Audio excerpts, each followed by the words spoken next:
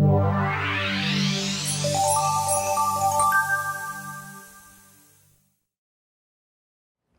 you, everybody, for coming. I was expecting a far lighter crowd this morning. I was expecting everybody to be over checking out OmniPeak and wild packets and some cool packet analysis because you're all Wi-Fi geeks like I am, and that's the cool stuff. Okay, so I'm there. Sorry. Yep, UC, go over there. Because honestly, a lot of this overlaps with what you do, so yeah, it'd be best if you go over there. But welcome. My name is Andrew von Nagy. Yes, that's the correct pronunciation. Oftentimes when I introduce myself one-on-one, I say von Nagy because it's just easier and people don't give me a weird look. Today I'm going to be talking about designing for capacity. But before I get started, I'd just like to say that I want to make this a very interactive session. That's one of the things that I've really enjoyed about this conference so far this week, has been a lot of the presenters have been really open to discussion during the presentation and sessions, having good dialogue with everybody here, and really just facilitating that conversation and knowledge transfer and exchange between us. So feel free to interrupt me, please, with raising your hand. I'd prefer not to just shout out, and I'll try to take questions as I go through. I'd also like to thank Keith Parsons before I get started for organizing this awesome event. I think we should have this every year.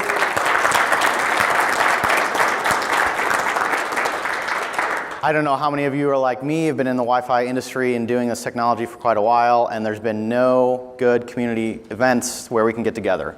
Tech Field Days have come along. Thank you, Stephen Foskett, for a few small select group of delegates to get together and to meet vendors. That's awesome as well.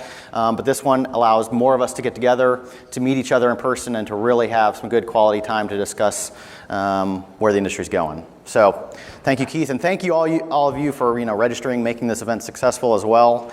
I think Keith wasn't sure exactly if it was going to work or not, but obviously there's been tremendous demand for attendance at this conference, so that's awesome. I love the community's growing.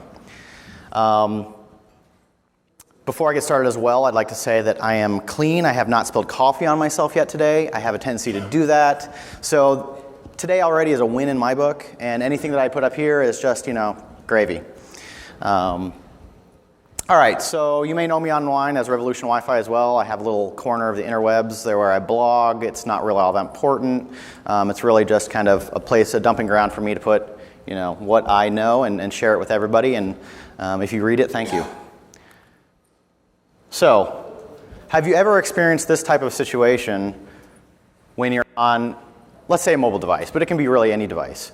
You have 4 or 5 bars of signal, and you're doing whatever you're trying to do on an application, and you still get this little spinny wheel or this ball or this, time icon that's just timing out. Raise your hands. Has anybody ever experienced this? Yes. So if you've got 5 bars of signal, what's going wrong? It's typically not an RF coverage issue.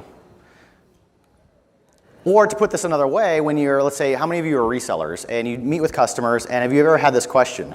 How many APs do I need?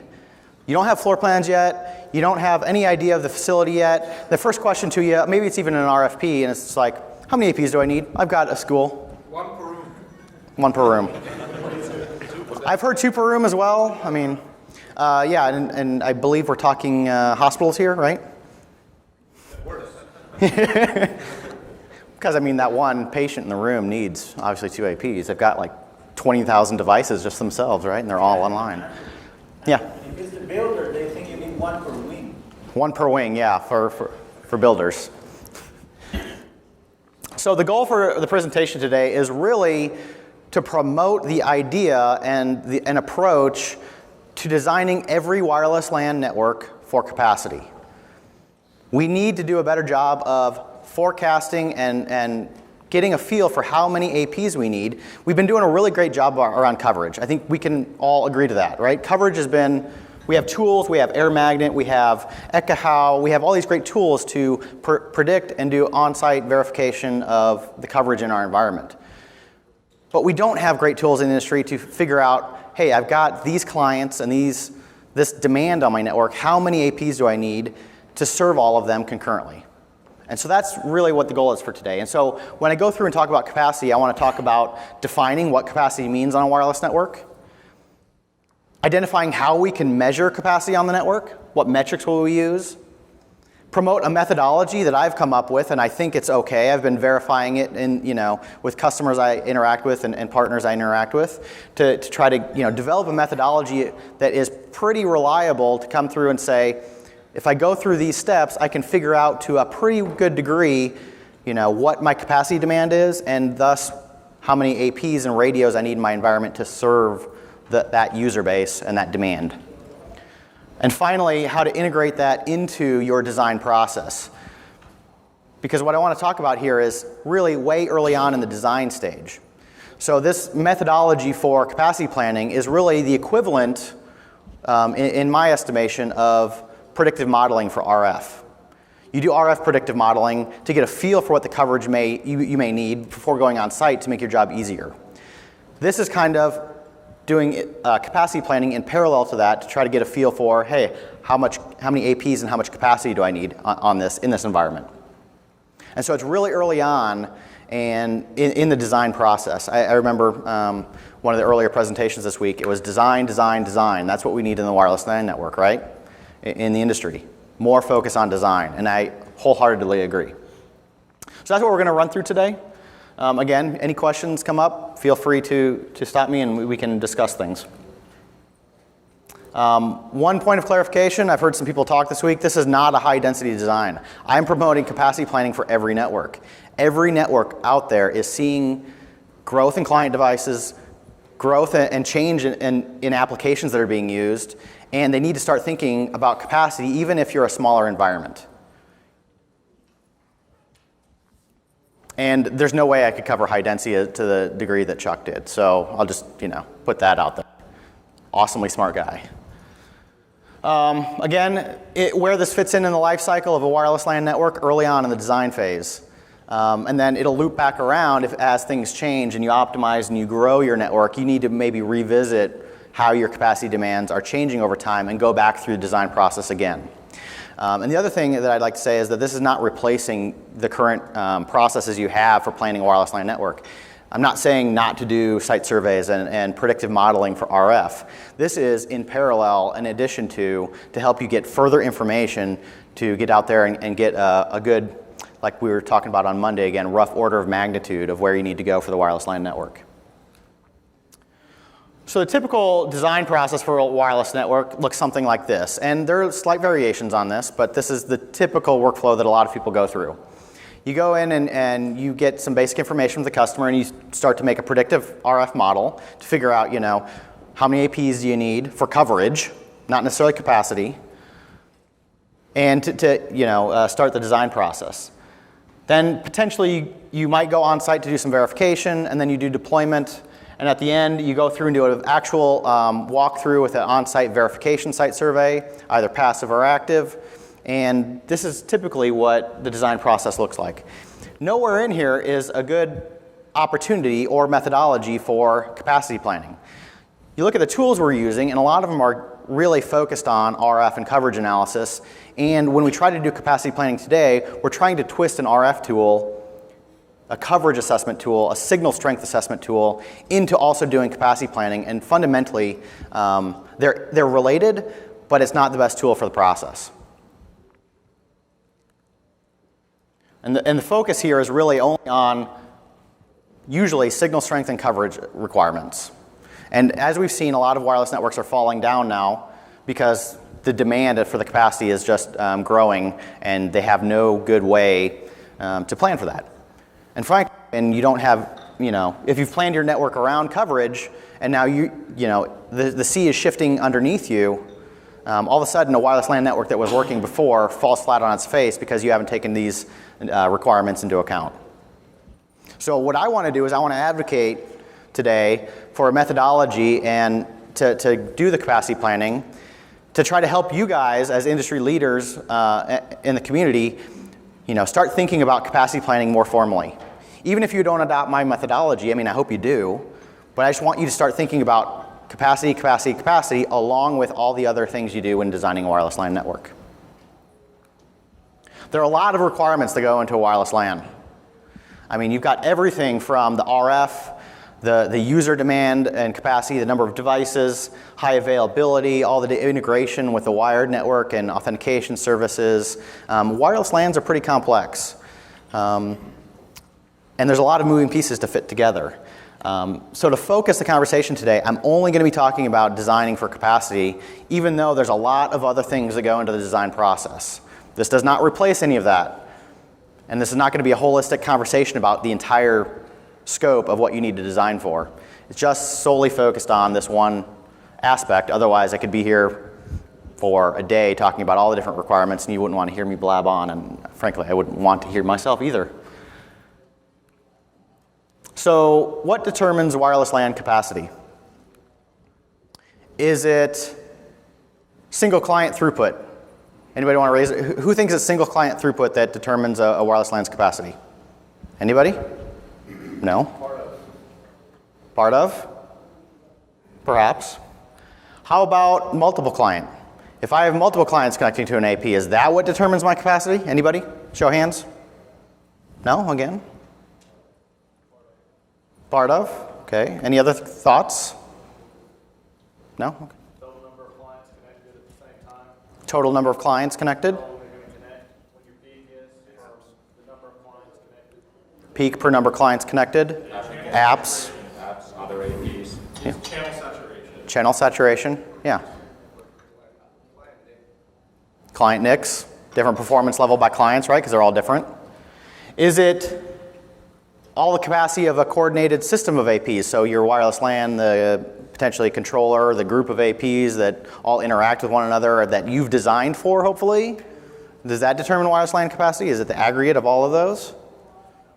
No? Why not? Why would I? Other Wi-Fi neighbors. Other Wi-Fi neighbors.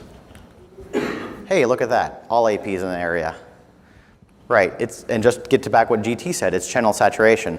So actually, all of these help determine wireless LAN capacity. It's not any one of these. It's single client throughput is a valid capacity measurement. So is multiple client. So is capacity across all of your APs when operating in the same environment. And so is all of your neighbor APs, the uncontrolled APs that you have no, control over to dictate, what they're configured, how they're, what power levels they have, whether or not they interfere with you. So we need to take all of this into account. And the way I kind of define it is kind of like an accounting system. A simple T-bar equation to determine, you go debits, credits, what is positive on the side for capacity and what detracts from my capacity. And I think of it very simply. What adds to my capacity? Spectrum inventory and efficiency. If I have more spectrum, I can usually have more capacity. If I can use that spectrum in an efficient manner, I can increase my capacity. And I'm going to go through each of these and try to give you some foundation on how I believe these interplay. On the negative side, on the debit side, what detracts from a wireless LAN's capacity? Medium contention. So if I have one client on an AP, that single client throughput number is usually almost always higher than if I have multiple clients on that same AP because they start having to contend for airtime. And that contention takes up overhead. And depending on how many clients we get, we also then get into other degradation factors like retransmissions and errors and things like that. RF interference. That's the one that you have seen the MetaGeek presentations this week. There's the Cisco, there's the air magnet solutions. It's all of these non-Wi-Fi interferers. And to clarify as well, co-channel interference I kind of lump in that medium contention range because really co-channel interference is nothing but medium contention when you get down to it. And I really, we've standardized on that term co-channel interference, but I really don't think it's an appropriate term.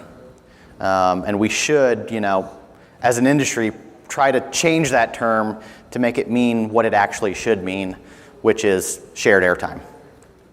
So I think of this equation very simply, and I go through what's going to help me in the credit side and what's going to detract, and how can I increase spectral inventory and efficiency, and how can I decrease medium contention and RF interference. You just think about it that simply, and anytime you're going into a design, what bucket is this going to fall into if I do this?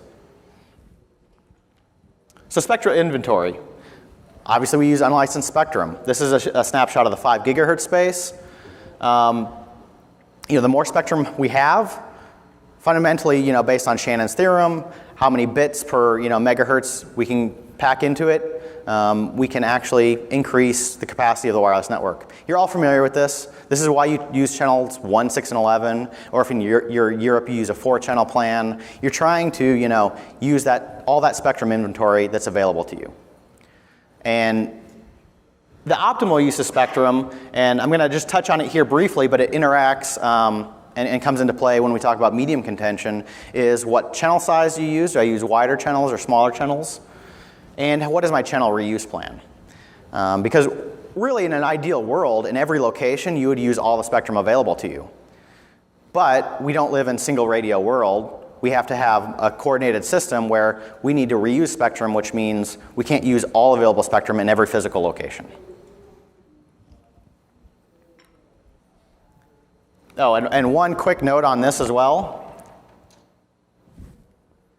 I'm kind of a spectrum inventory kind of geek. I follow all the federal regulations, and I'm really keeping my eye on this FCC proposal for more additional spectrum in the 5 gigahertz space. There's a lot of military and weather radar. If you happen to read a lot of the blogs out there, go read Lee Badman's post on his Wired Knot blog.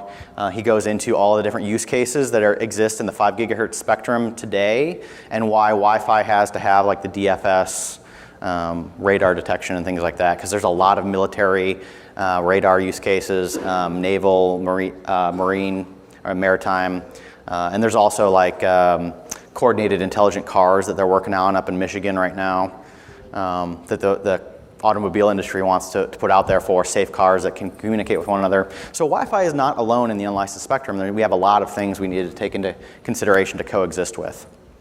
And Dave from Ruckus just brought up earlier yesterday to me the LTE unlicensed proposal that some of the telecom carriers have that potentially will use the unlicensed spectrum as well.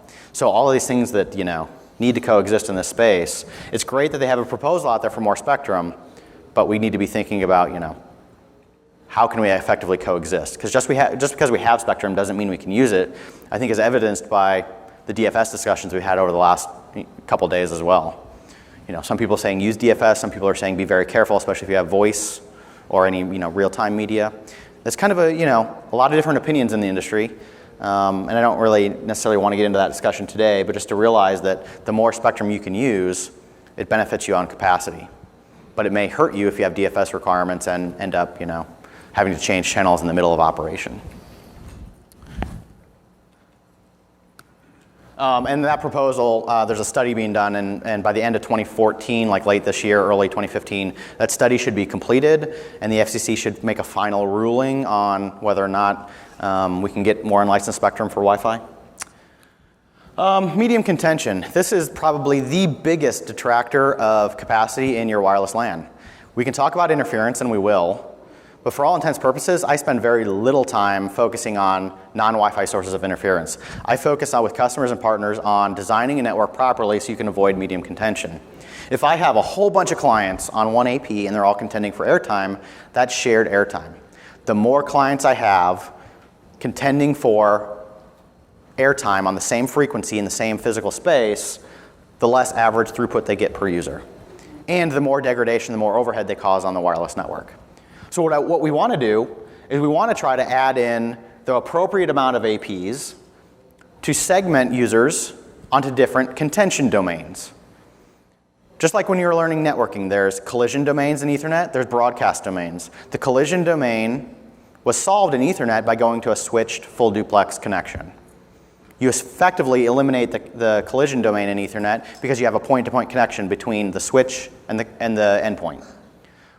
We're not that lucky in wireless. We have to share airtime with clients no matter what. This makes Wi-Fi both very attractive because the price point for serving, getting users connected to the network is much lower for Wi-Fi than a switched Ethernet port. But we have to deal with sharing this bandwidth, and we have to do that effectively. Just realize the more you can separate users onto different contention domains, and it doesn't map one-to-one per radio, by the way. If you put in too many radios, you're still sharing the contention domain if they're on the same channel. So it's an appropriate number of radios that we want to put into a physical space. More is not always better. More actually hurts us in a lot of cases. And they go into networks day in and day out, and people have way too many APs deployed thinking that's how they need to increase capacity. It's an appropriate number of radios. So I said before this is about capacity, but a lot of it does intertwine with your RF design. And that's where, it's really hard to separate the two. So you kind of need to do both in tandem and be very flexible going back and forth, iterating on, I need this for capacity, but I need this for coverage and to reduce contention, and figuring out what works in the environment. And so it's not like you just go through capacity planning once and then you go through RF coverage planning and then you're done. More than likely you're going to iterate. Medium contention on a Wi-Fi network has a pretty steep drop-off curve once contention. And so think of this as the x-axis as the number of contenders, and think of the y-axis as the aggregate throughput of the channel. And really what happens is you increase capacity up to a point, and then once contention starts becoming too big, too much, there's a steep drop-off on what happens, and you start losing capacity. So what we want to do is we want to find that optimal place at the peak of that curve where I've got the appropriate number of clients contending for airtime to maximize my link efficiency and my throughput. Now, this is not just raw clients connected to a radio. That's a nice rule of thumb for us because it's very hard for us to measure as an industry how many clients are actually contending for airtime at any given transmission slot. I mean, think about it. How many of you have ever been able to get data out of a wireless LAN product that tells you what's my average, contention to transmit? How often am I busy versus when I want to transmit and can transmit? Those statistics are very rare and don't exist. I mean, I would say I've never seen one. We use rules of thumb of number of clients per AP. We use all the rule of thumb of we don't want to see so many transmissions, so we look for the transmission bit in the MAC header. And the retransmission bit is actually a pretty good indicator of your CCA busy on your clients. So that one is actually a fairly good estimation. I would argue that the number of clients per AP is a pretty poor estimation, on the other hand. I could care less if I have 60 clients on one radio if they're all idle. What I care about is what's actively going over that radio. And just to frame this discussion as well, there's the part of the standard and what every enterprise vendor has implemented is the ability to manually modify this contention window sizing. So if you ever go into the really geeky advanced settings on a lot of your enterprise wireless networks, you see what the default settings are for each WMMQ around the contention window minimum and maximum. And this contention window has a lot of impact into the capacity you can get on the network based on the, I would say, density or demand for airtime from your clients. So the defaults are okay for fairly lightly packed networks. The problem with the contention window is the defaults in the IEEE standard that are used by default in most wireless LAN networks get kind of ugly once you start getting really dense user environments. Once you start trying to grow capacity. That contention window, the default is too small for some of these WMMQs, like the background data queue, or let's take for example. And so if you start to then start having, CCA busy for a lot of clients, they start backing off, and it just gets kind of ugly. So what we need to do as an industry, I would say, is as vendors try to promote better algorithms around appropriately sizing the contention window based on what we're seeing over the air on that radio cell. If we're seeing light utilization, keep the contention windows small so they get on the network fast and they don't have to wait to transmit. But by the same token, if we start to see user demand and airtime become more scarce and demand grows, maybe we need to think about growing that contention window before retransmissions occur to avoid those retransmissions ahead of time. Be a little bit proactive. Now, I wouldn't recommend for most of you to go in and just start tweaking the contention window values. I would say, talk to your enterprise vendor of choice or for the deployment and talk to their, TAC or support group about changing this and what they recommend. Because it can have a big impact, and if you tweak it wrong, you might shoot yourself in the foot. But at the same time, I want vendors to start going in here and really helping you out by making this kind of more seamless in the background of automatically adjusting. So just some framing, how capacity works on the back end, even if you're not going to use this potentially in the real world quite yet. And this gets into then heavy channel planning to reduce medium contention as well around the size of those the channel width. So we want to minimize that co-channel interference, and the thing to keep in mind is co-channel interference is determined by both the APs and the clients. As an industry, and we go out there every day and we design wireless networks, we're always thinking about the infrastructure. And a lot of times we forget that the clients are transmitters too.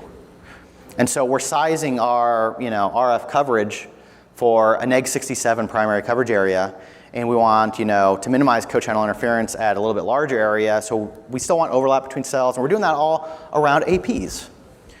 Have you ever tried to consider a client out of the edge of where you want it to connect, and when it transmits, what its interference range is?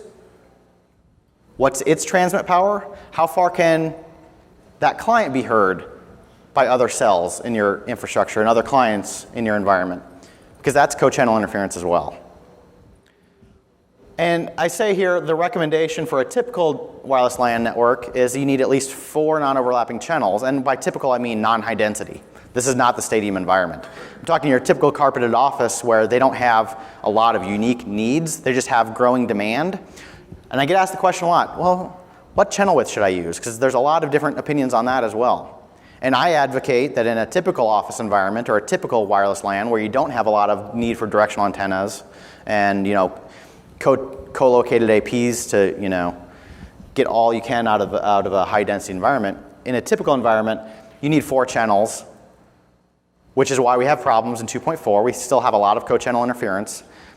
And if you look at what happens then with DFS or non-DFS requirements, especially with 11 AC and 80 megahertz, if you can use DFS channels and you're comfortable with it and you don't have impact to your voice and you've tested it, I would actually advocate that you can use 80 megahertz channels in a typical carpeted office because you can get up to 5 non-overlapping channels. With 5 non-overlapping channels, that gives me a lot of flexibility. I mean, just think how we're making 2.4 work with 3 non-overlapping right now. You can make 80 megahertz with 5 non-overlapping work just fine in a typical environment. The problem is when we don't have DFS, we typically don't want to use those wider channels then.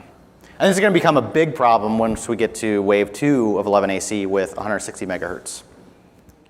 It's really not going to be feasible in any type of enterprise setting. Unless you're in an isolated SOHO office or a home office where there's just one AP, you're not going to be using 160 megahertz channels. 160 megahertz, just write it down right now, consumer. So I've got just a sample layout to show you here.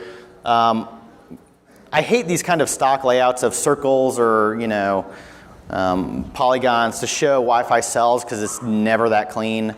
But just to highlight 80 megahertz channels and what a cell plan might look like, and you look at when you have to reuse channels. And this is with 80 megahertz, and I used 4 channels here instead of 5 because it was just cleaner to look at. You start reusing channels, but you at least have one cell in between as a buffer all the time. And that really facilitates that channel reuse with minimum co-channel interference with a proper RF design. So does that make sense? I mean, I get asked the question a lot. Should I use 20 megahertz, 40 megahertz, 80 megahertz? Nobody really knows. I'm a big advocate. If you can use DFS, go ahead and try to use 80 megahertz even. The big caveat, like Chuck talked to on, hey, all right, auto adjustment, thank you. The big caveat there is high density environments where you're designing with directional antennas, with weird requirements like that, with APs that can travel a long distance across stadiums, something like that. Smaller channels are always better for those high density environments because you minimize contention, and that contention is the biggest degradation factor of your network. So always, always, always use 20 megahertz if you have a high density environment. Yeah? It's not common to use different channel widths, of course. Most people say use 20, use 40, or 80 now. Occasionally you'll still see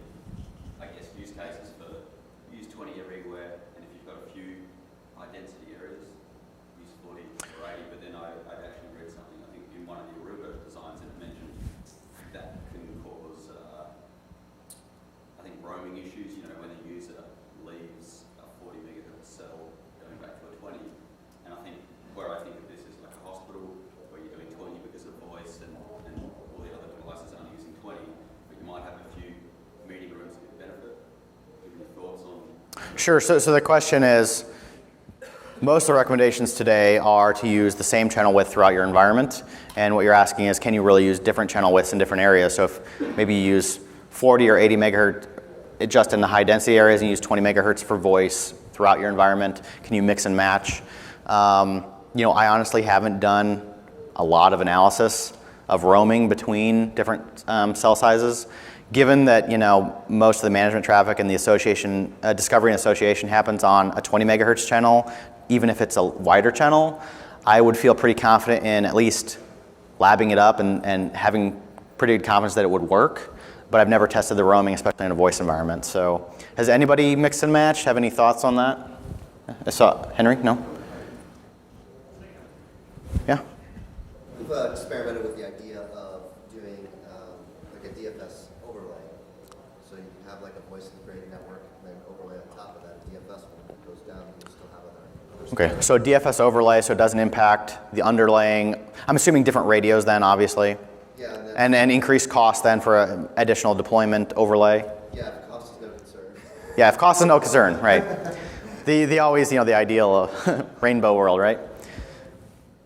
Yeah, Nick? We used different channel widths in different places, but what we found was when we went to 20 megahertz channel, we found a more consistent user experience versus the wide range of connection rates that you get when you go to 40 and so forth. So in our Okay. we look for that consistency. So for us, it's better. So, Be attributed to higher SNR because narrower channel increases signal noise goes up right. with narrower channels, so it could be attributed to that. Yeah, so the comment here is that just for the videos on the video, you've seen some user experience issues with mixing and matching channel widths, and for a more consistent user experience, you recommend going with one channel width, typically 20 megahertz throughout your environment. And then you're saying that the wider channels, you do lose some dB of signal strength because you go to a wider channel, and you're saying maybe that the increased signal gain that you get going to a smaller channel keeps it maybe a little bit more reliable connection? I'm speculating because it's kind of an odd. It sounds plausible to me on the surface. So That could be the roaming issue, but in reverse of what I was saying, maybe because you've got the higher SNR from the 20 megahertz channel, that you're likely to stick onto that AP and not necessarily roam. right. So tying in with the roaming, you have a higher signal. You want to stick to this smaller width channel radio. Okay. I think it's something now that warrants more investigation. I'm going to go in my home lab and try it. Yeah, Henry. So my question is, so relative to using 20 versus 40 versus 80 or what have you, how does that coincide with kind of the other notion that the faster you can get clients on and off the air, the more capacity you can get because you get more efficiency? Right, so I'm going to be talking about spectrum efficiency coming up here in a second. I'm going to go through that airtime of getting on and off the air versus the wide channel. Just to preview what my recommendation would be is that wider channels really don't increase spectral efficiency. They're just using the spectrum that we have in a different manner. And so it's really a difference of peak single client throughput versus reducing contention. And so I say in that battle, I would go with lower single client throughput to reduce contention, because the contention can have a much worse impact than the benefit of having a higher peak single client throughput. Because one question I always have is when that discussion comes up is there any kind of statistics or formula or anything that can kind of gauge the efficiency you gain by going to 40, getting on and off faster versus reducing the amount of contention? Well, you can do some basic mathematics. The question is there any formula to kind of calculate what the efficiency gain of a wider channel is? And there's some very simple math you could do about what the data rate gain is. I mean, you don't only just, there's a small efficiency gain by going to wider channels. You don't just going from 20 to 40 and 40 to 80. You don't just double the bandwidth. It's actually slightly higher because you're also gaining some OFDM subcarriers in there that were used for guard band subcarriers. So you actually just quite slightly more than double, but that's really the only efficiency gain you get, and that's kind of got that in the next slide coming up. Versus the other gains you get from spectrum efficiency that I'll talk about, like modulation and things. Yeah? Yeah, it's I think one thing that the critical mind is the idea like the MLM is set up although with the wider channel you can think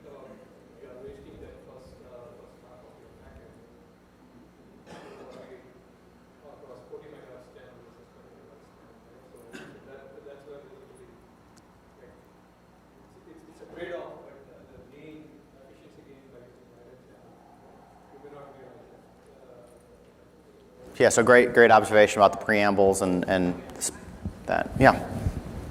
So frame size is also really important in terms of efficiency. And if you look at you just do the pie chart of airtime relative to each phase of the transmission, the channel acquisition, a lot of the stuff that happens early on in the transmission is small, that low data rate nature.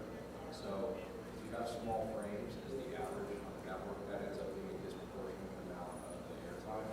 And so it actually reduces the gain. And so the wider channels really are only more efficient when you're using consistently very large frames over 1,000 bytes. Right, so the comment is frame size has a big deal as well. Small packets, small frames take up a disproportionate amount of airtime. Wider channels then are more of a benefit when you have good aggregation and a lot of your traffic is using that aggregation. Yeah, Peter? Yeah, so something else to remember when we talk about 40 meg channel is it's not a 40 meg channel, it's a 40/20 channel. APs using 40 meg channels are flipping between 40 meg and 20 meg all the time. Right. And I've sometimes found that, I know just someone mentioned the fact that if I'm involved, it's better flying experience on just the 20 meg channels.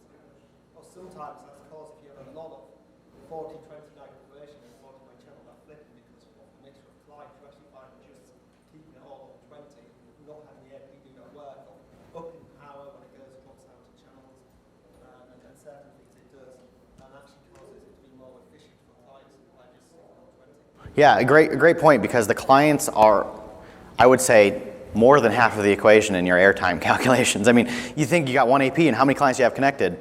You're contending for airtime. There's a disproportionate amount that the client is a huge factor, and we need to always keep that in mind. Yeah. I've always looked at this as I agree with the smaller channels. In fact, Chuck yesterday said, or the day before, said 5 megahertz channels, which we used to run in wireless ISPs all the time, for multiple reasons. But it's a math problem. The more clients you put on, the contention just gets crappy, exponentially crappy. Absolutely, It's absolutely. just not like you add 10 and it gets, twice as bad. Yeah. It gets worse and worse. And that's why I say here that you can use 80 megahertz. I don't think it's as cut and dry. I've always used smaller channels. I think it's you want to use all of the spectrum available to, because if you're using a 20 megahertz channel, but you're the only AP in the area, you're leaving a lot on the table that you could be using, right? So it's a balance of where does the wider channel make sense because we don't have much contention, but then when we get into contention, we want the smaller channels. And so it's that spectrum of, bad word, it's that range of if I've got smaller environments, I want wider channels. If I got high density environments, I want smaller channels. And it's that spectrum of where am I at in that placement. And the difficulty comes in is your requirements change over time in the same network. So what you've designed for today may not be true tomorrow. And so we need to continually be periodically looking at our networks, figuring out what's going on, have a good network management system, I would advocate. See what's going on in your environment. If you don't have visibility, you don't know what's going on and how to adapt to the changing environment. And keep an eye on that. Over here real quick. Yeah. Thank you.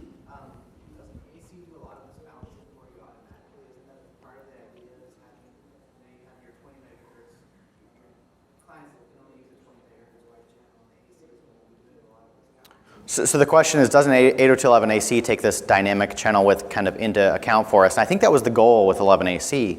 I'm not sure that will be an effective method. I think that kind of the proof is in the pudding, and we have yet to see how that's going to lay out. I'd like to see more deployments before I kind of say if that works or not, because there's a couple of things. There's a lot of control traffic overhead that is specified in the standard with RTS, CTS on each of the sub 20 megahertz channels with 11 AC.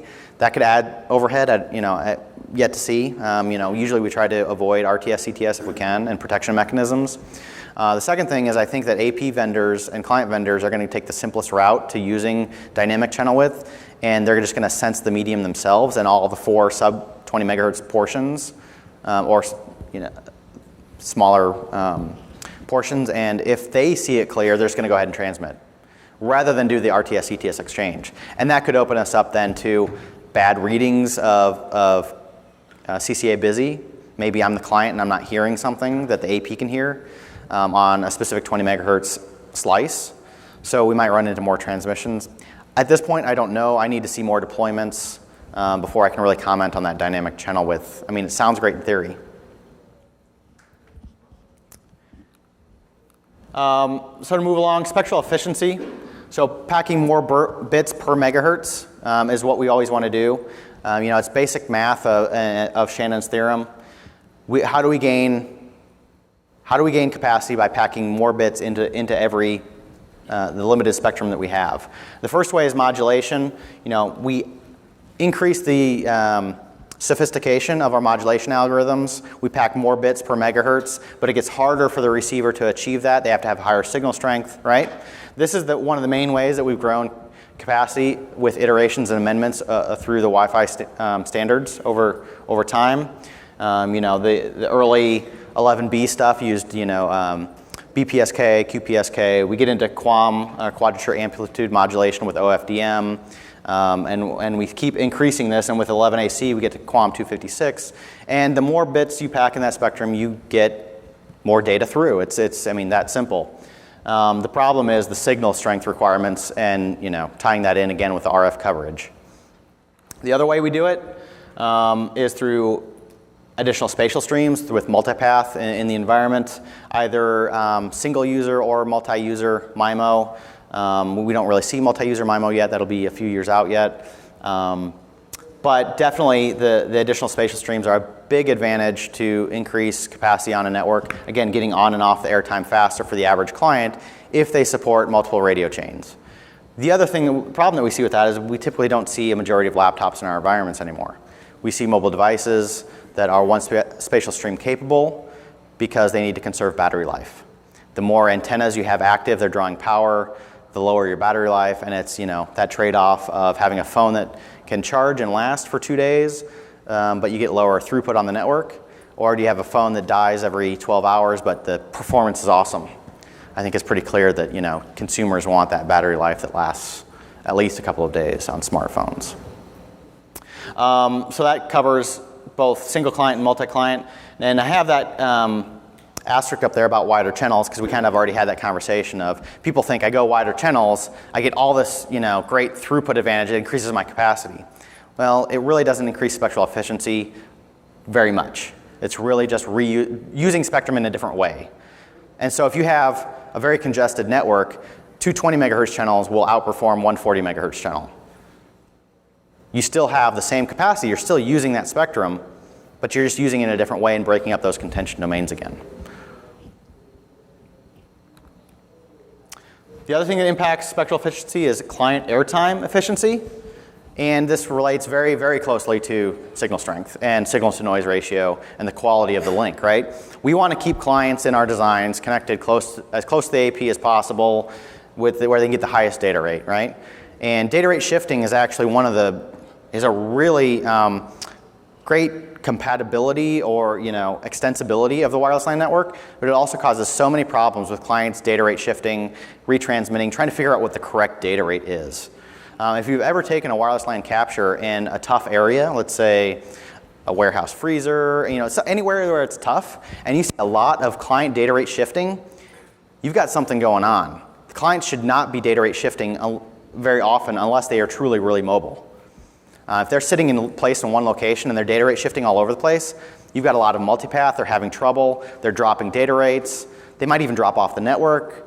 And I've seen clients that have an SNR of neg 40, bad multipath, they data rate shift down, all the way to 1 megabit, they drop off the network, they come back and think, oh, I've got a great signal, neg 40, back up to their highest data rate. Guess what happens? Multipath, error, and it's just this vicious cycle of shifting through data rates.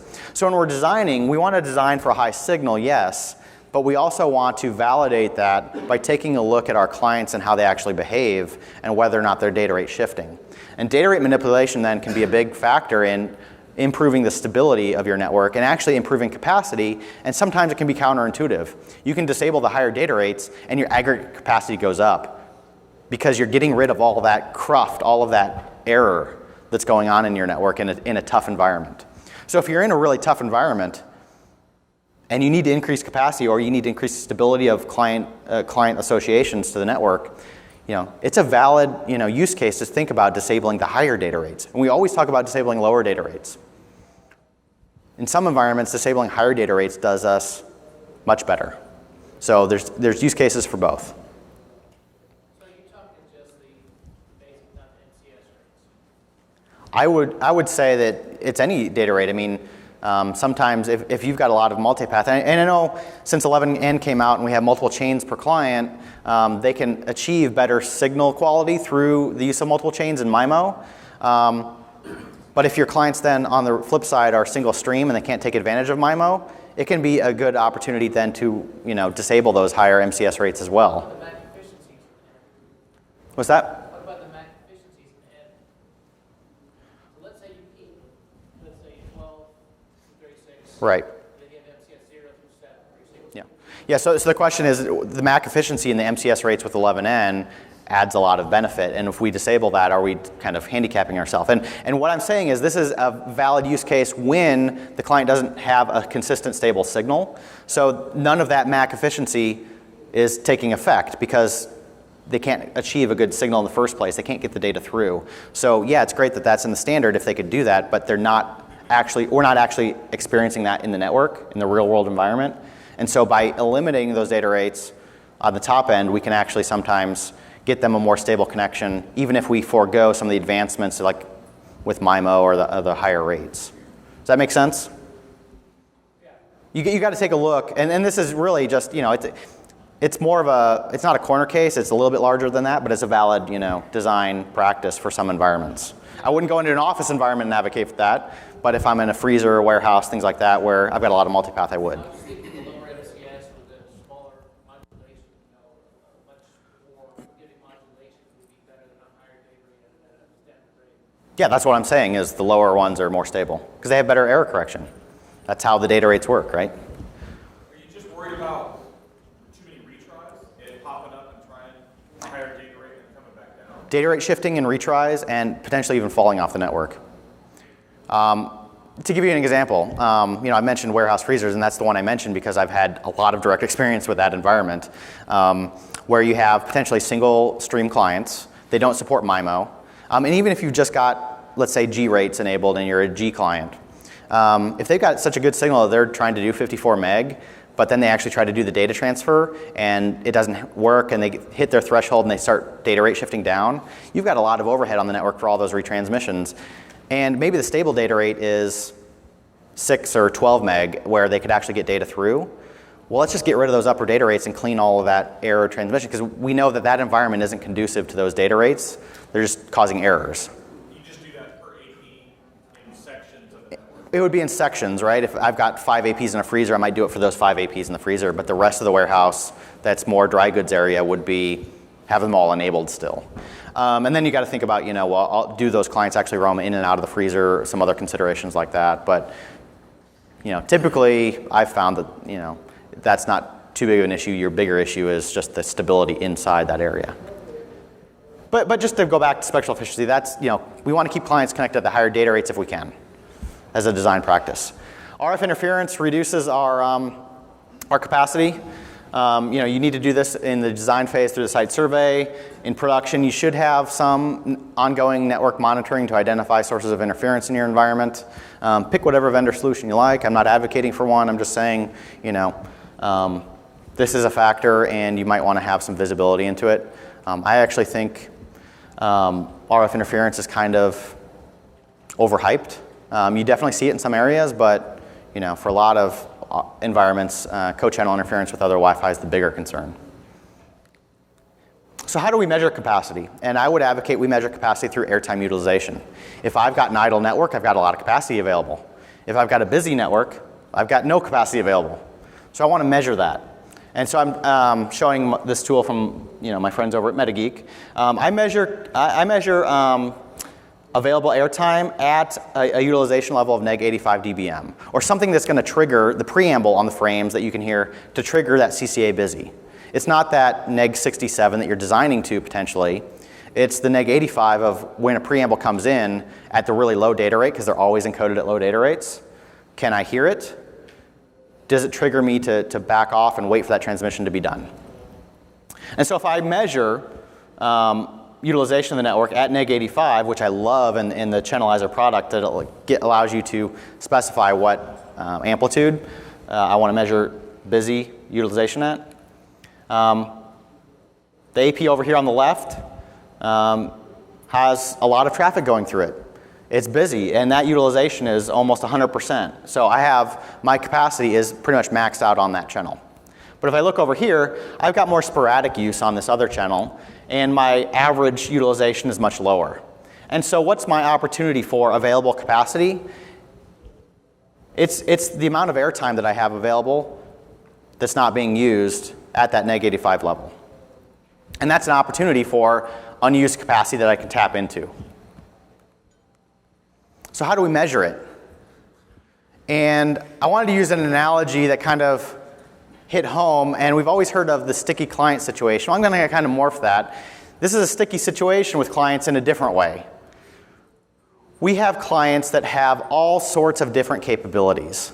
Some are single stream, some are multiple streams. Some support 20 megahertz, some support 40 megahertz, some support 80 megahertz channel width. Some operate in 2.4 only, some operate in both bands, some don't support DFS channels. Some are 11N, some are 11AC, some are 11B, unfortunately. And they have different, antenna and architecture designs that give them different properties as far as signal quality.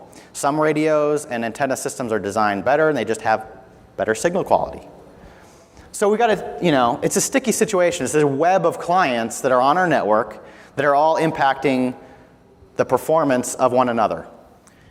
Every client that you have impacts the performance of every other client that's on that same frequency in that range. And so it's not a simple clear-cut, case of, I have an AP that does 450 megabits, woohoo! I take out the overhead, I've got 270 megabits of usable throughput, woohoo! No, you don't. When people ask me, what's your usable throughput, and they try to go with the data rate, okay, I know overhead, I can take out 50% and do the math. That's not your capacity. I need to understand what clients in your environment and what they're doing.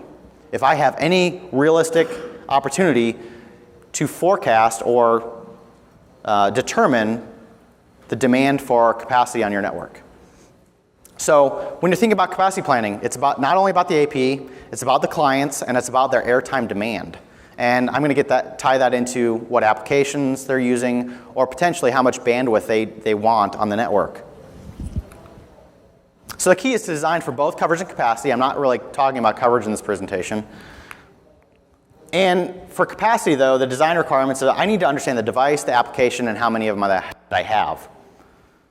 So the device, what type of device do I have? I've got laptops, tablets, smartphones. They all have different capabilities. I need to go through with my customer and understand what they have in their environment. And if they don't know what they have, let's say it's a university. Oh, students are going to bring in whatever. Again, a good network management system, you can trend that over time and see what people are bringing into your environment, and you can make a really educated assumption. And I want to take that one step further then, and I want to identify what data rates they could potentially be operating at, and a realistic data rate. Let's not pick the highest data rate, right? If I've got a one spatial stream smartphone at 20 megahertz, yeah, it's capable of maybe 65 to 72 megabits as a data rate. Is it going to always be using that? More often than the case is not. They're going to be at different signal qualities as they're moving throughout your environment. So let's pick some realistic data rates that they might actually be achieving on an average basis on your network, and then figure out what their actual throughput might be. Yeah, Marcus, you had a question? It's interesting to me when you think about planning in this way and designing for all these different criteria and all the things that affect capacity. And you always get the request, give me a calculator, right? But how much of it would you say can fit into a calculator versus how much just requires sort of experience, really? You have to factor in all these things to be able to plan for it. So what I'm going to get to in a little bit here, in a couple of slides here, is kind of a method of a worksheet, a few worksheets that I've developed that help you step you through this process. And it really is, once you get used to it, you start doing it a couple of times, it becomes very simple. But there's going to be obviously room for improvement. This is, the struggle we have with wireless LAN is simplifying a very complex equation. And so I'll show you what I'm doing today and how far I've taken it with simplification.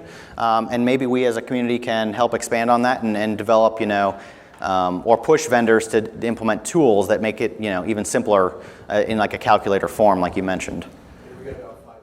Yep. I need to understand the application and really what I'm getting to here, as well as the bandwidth demand that a client wants. So is the client doing, what is the main use case for that client in your environment? Are they doing web surfing, or is this like a tablet in a classroom where they need to do video streaming for a lesson plan? Figure out, what the primary use case of that device is and what associated bandwidth they might need on the network. And then how many of them do I have? And so then if we have that simple data, we can start forecasting how much capacity we need. Because we can start forecasting the airtime demand of those clients, and then thus the capacity demands on our network. So number one, go out there and figure out with your customers, take actual inventory of what clients they have and their capabilities, or if you don't know, make some educated assumptions. Educated assumptions can take you most of the way. So don't feel like, oh, I'm in this environment, I don't know what clients are going to be coming in. Go look at what historically has been coming on the network, make some educated assumptions, and it'll get you, 90% of the way. And by the way, I equate this methodology to the equivalent of RF predictive modeling, where it's going to be 80 to 90% accurate. This is not going to be a 100% accurate exercise, but it's going to get you in the ballpark and get you much more on solid ground to determine what the needs are of your network. So different clients have different capabilities. Just map them out and figure out what they're capable of, and get to ultimately what data rates they can support. And then the second step then is to figure out what applications are being used on your network. Some of my things that I've come up with are tables of different applications, done some research and done some packet captures on how much bandwidth they actually request on the network. And so you can start to understand what is actually running over your network. The second step is to actually try to calculate the airtime consumption per device. So here I give an example of an iPad mini, and it differs based on, again, your coverage and what your RF design is for channel width. Assuming 20 versus 40 megahertz channels on 5 gigahertz, if I'm using the same application, my airtime demand can be different based on that channel width of their peak single client throughput. So if I have them on 2.4 and they want to do a 1 meg stream, they're capable of actually getting 30 megabits per second when you actually do like a TCP throughput test. That results in them wanting to consume about 3.3% of the available airtime of that cell. And so it's just some simple math, really. You see where I'm going with this, though? I know how much capacity they're demanding, and then I can start to do some math of how much capacity I need on my network. And that's what I do in the last step. It's like I feel like I'm a Ronco, infomercial. In 3 easy steps, you can determine the capacity demands on your network.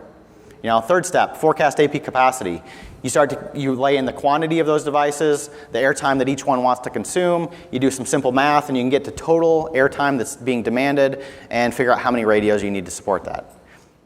Yeah. How are you factoring in idle devices? Devices that are just associated, that are not actually demanding? Yeah, that would get back into the application when we go back and map our, applications. Some of them are bursty applications where it's not always transmitting. Some of them, like streaming, are when it's being used, it's always being used. That's constant traffic on the network. So that folds into the application portion of when you're mapping out your applications. Is it bursty in nature or is it continuous? So like voice over IP, very continuous, but it's very small bandwidth, and overhead's a bigger factor.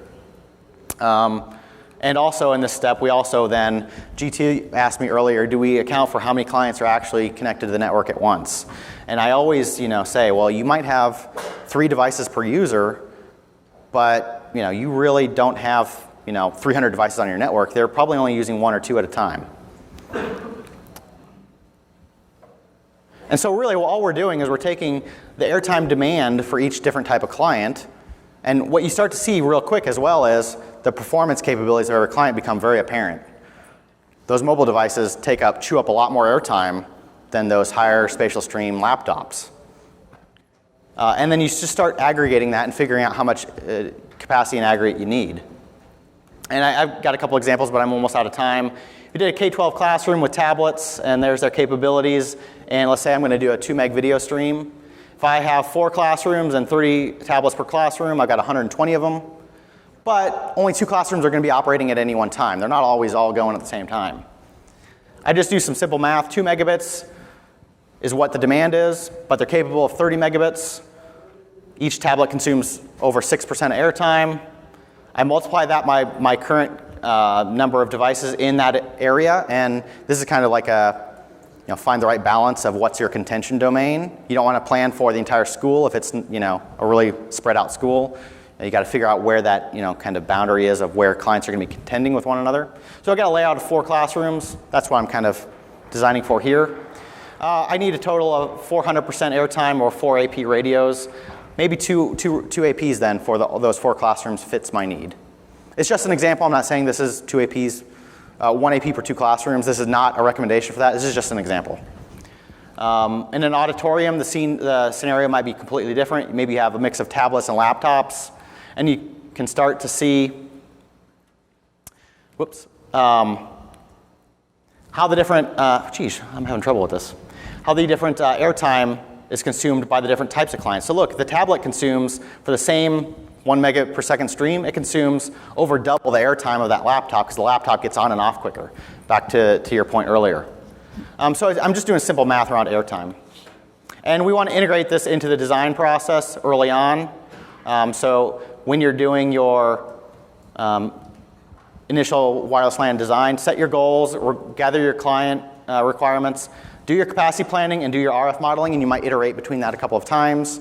And then you go through, you do your deployment and site survey, and some people do site survey verification before they actually get into the deployment too. So just fit it in early in your design process, and I wish you all great success.